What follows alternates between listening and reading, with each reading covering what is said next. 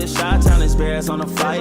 Let me go tune in to Keek on the mic. He gon' make sure we get our news and highlights. When you get on YouTube, you better hit the like. Day 4 of training camp is now in the books, and the Chicago Bears are in the perfect spot. Hey, what's going on, Bears fans? Thank you so much for joining me for another episode of Keek on the Mic, the podcast all about the Chicago Bears. As always, if you're new to the channel, make sure you hit that subscribe button and the notification to catch all Bears content right here on the podcast.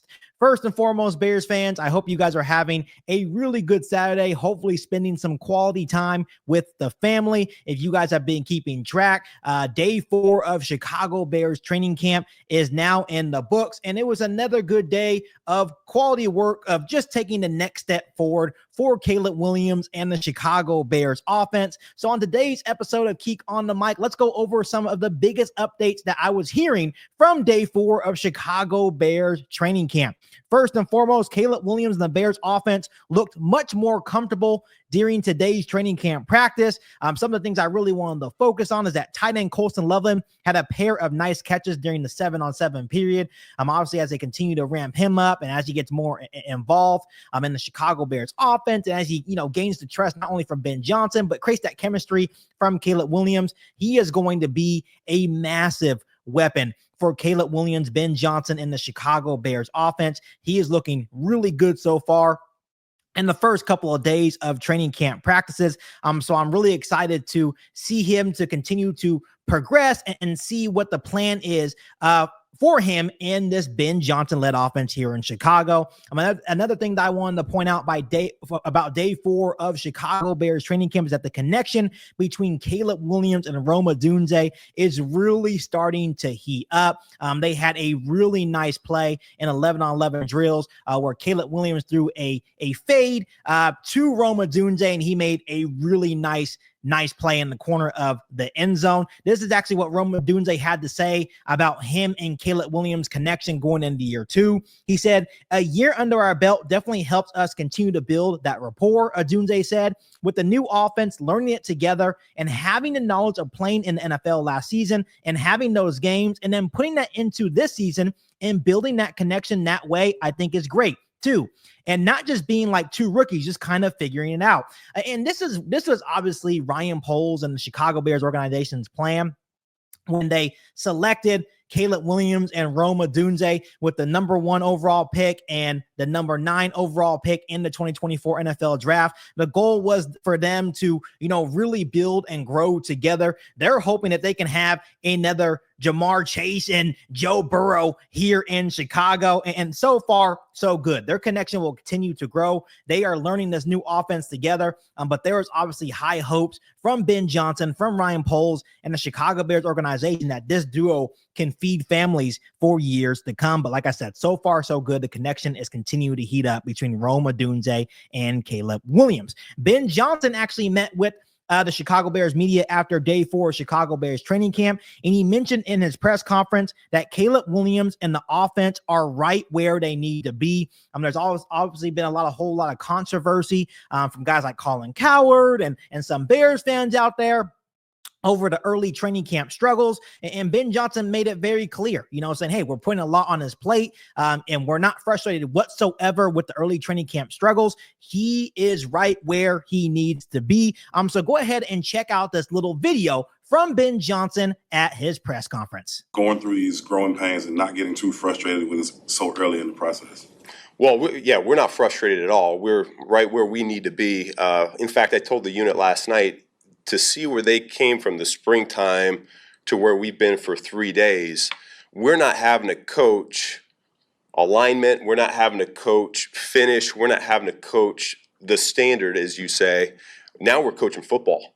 Now we're reading coverage and we're able to accumulate reps. And like I alluded to before, the beautiful thing about it is our guys, man, they're learning. We're not making the same mistake twice. So Bears fans, I want to reiterate once again on today's episode of Keek on the Mic, remain patient with Caleb Williams, remain patient with Ben Johnson and the rest of the Chicago Bears offense. Remember, the Bears are only a third through the way of the system install, which means learning Ben Johnson's new offense. Ben Johnson actually stated that we just did install 4 and we're going to install 12. So obviously they are nowhere close to really finishing the installs of this offense. Once again, remain patient. Everything will work out for the better. It was actually a step in the right direction for Caleb Williams and the Chicago Bears offense, and they will continue to stack those practices. And I'm pretty confident that by time that Monday Night Football game rolls around week 1 against the Minnesota Vikings, Caleb Williams and the Chicago Bears offense will be ready to play. I also want you guys to check out this quick little clip from an interview that Caleb Williams did with Jeff Joniak after practice yesterday.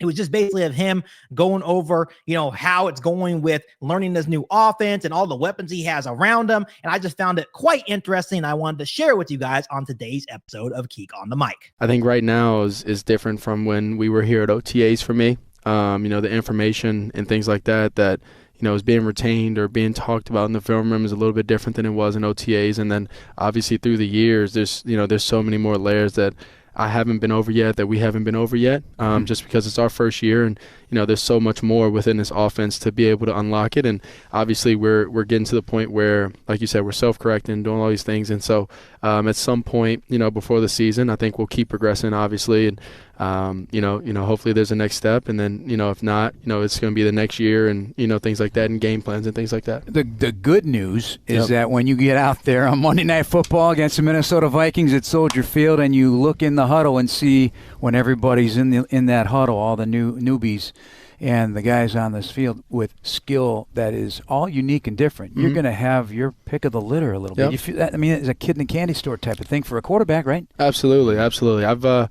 I've been on myself a little bit more about just being able to, go through the reads and just deliver the guys a good, accurate ball. And that's something that we harp on. Is something that I've been harping on myself about is being able to deliver the best and most accurate ball. First guys open, take it, and let those those guys that you're talking about, the pick of the litter guys, go make those plays. So Bears fans, obviously that was a cool little clip to show on today's episode of Keek on the Mic. The big thing that I really wanted to point out about that clip from Caleb Williams' interview with Jeff Joniak is that basically this could be a 3-year process for Caleb Williams to really master this offense. There's so many ins and outs and trickery about Ben Johnson's offense that it's going to take probably a couple years to really master the thing. Doesn't mean that Caleb Williams can't be a great quarterback while he's continuing to learn, Ben Johnson's offense. Obviously, Ben Johnson is still trying to figure out what Caleb Williams can handle. He's trying to figure out what this offensive line can handle and what DJ Moore and Roma Odunze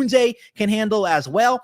So it's going to take a while. But just like Jeff Joniak mentioned, Caleb Williams like a kid at a candy store. He has so many weapons on the outside. Obviously the offensive line is so much improved thanks to Ryan Poles. So Caleb Williams, everything he needs to succeed.